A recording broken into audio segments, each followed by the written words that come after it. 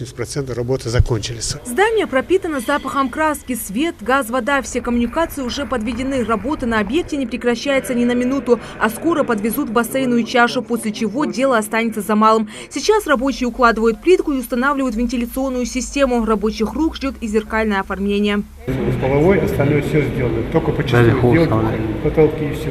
Электрика все уже, да? В двухэтажном здании первый полностью займет бассейн, раздевалки, душевые, комнаты тренеров. Второй этаж ведет к будущему залу для подготовки к плавательным занятиям как для детей, так и для взрослых. Это второй бассейн в Магасе, с вводом в строй которого первый университетский будет мужским, второй, который стоит неподалеку, женским. Здесь будут созданы все условия для комфортного отдыха людей с ограниченными возможностями здоровья. Правильно, руками махать как-то, видимо, так, предварительно, и до того, как спуститься в воду.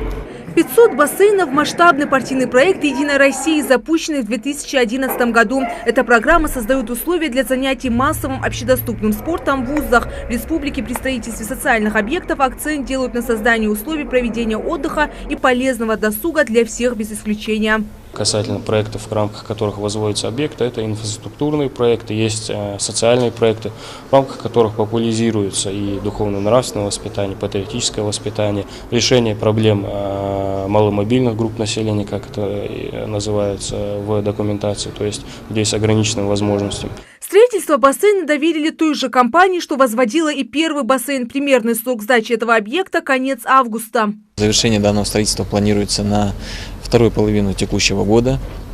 Строительство ведет фирма «Элита Ю». Данную работу и ранее проводили они. Строительство было проведено качественно.